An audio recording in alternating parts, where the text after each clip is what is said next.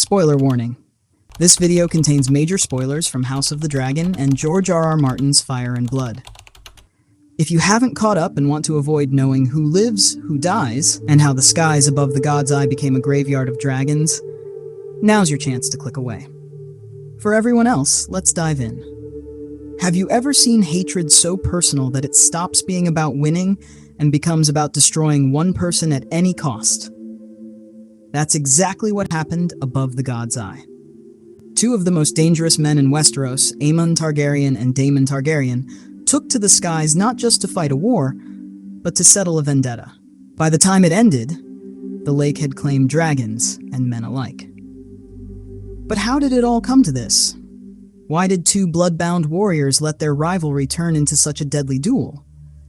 It all started with a promise that should have kept peace. King Viserys I named his daughter Rhaenyra as his heir, swearing the realm would see her on the Iron Throne. But when Viserys remarried and Alicent Hightower bore sons, the court split.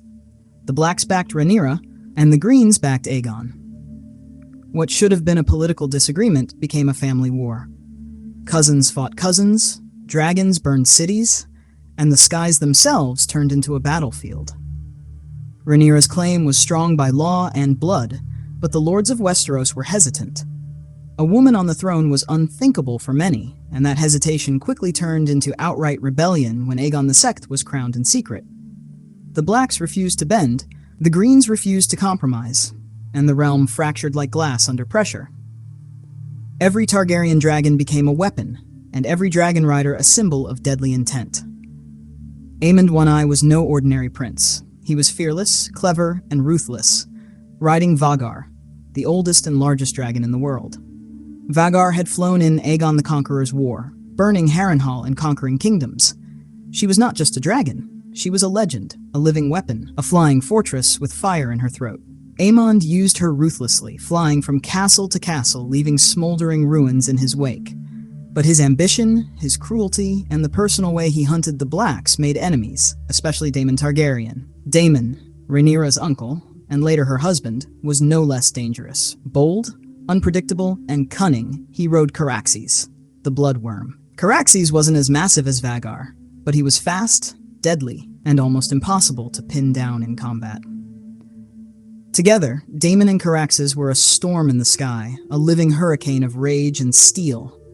When Lucerys Velaryon, Rhaenyra's young son, and his dragon Arrax were killed by Aemond and Vhagar over Shipbreaker Bay, Daemon's fury turned into a burning need for vengeance.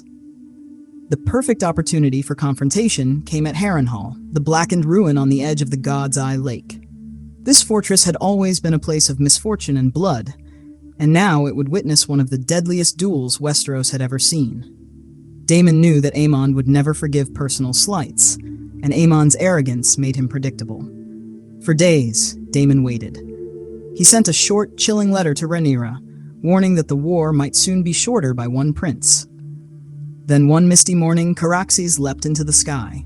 Across the lake, Vhagar rose to meet him. The sound of the dragon's roars shook the air, and even distant villagers said they felt the vibration in their chests. Above the God's Eye, there were no armies, no soldiers, just two men, two dragons, and years of hate.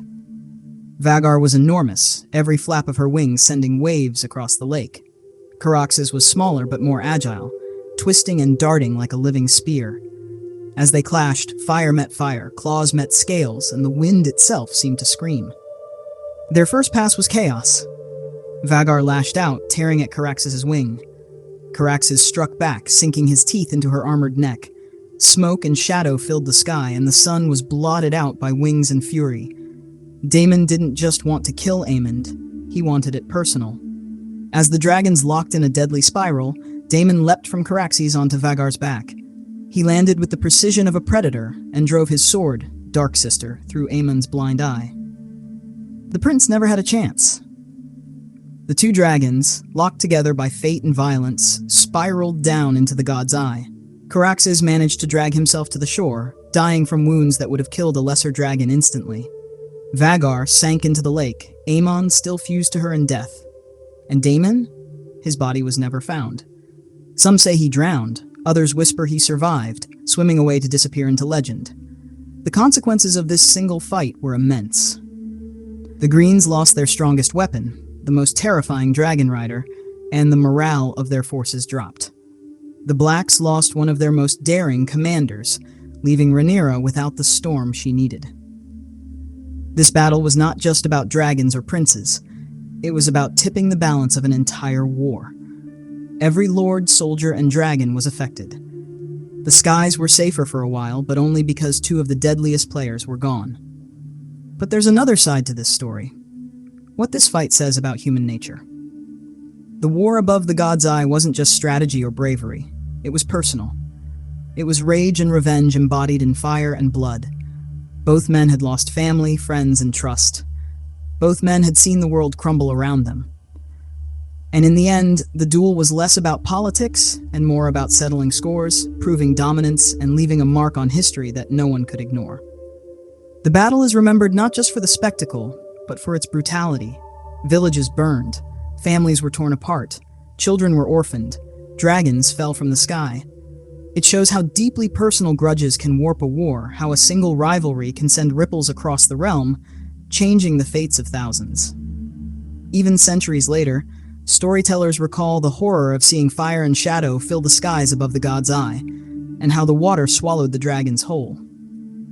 And perhaps the most haunting question is this: was it strategy, or was it a chosen death?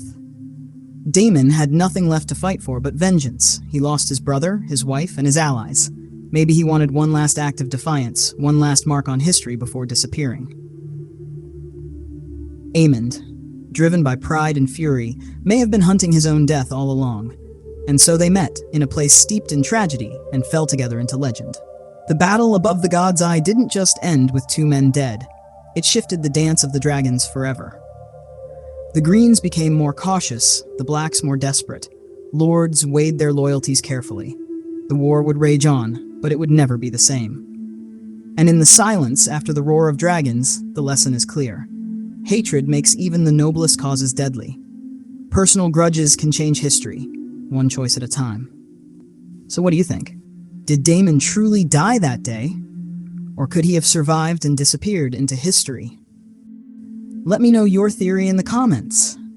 I read them all. And if you want to go even deeper into the true history behind this battle, you can grab George R.R. Martin's Fire and Blood from the link in the description. It's the best way to support the channel, and it'll also help me buy a coffee while I work on the next video for you.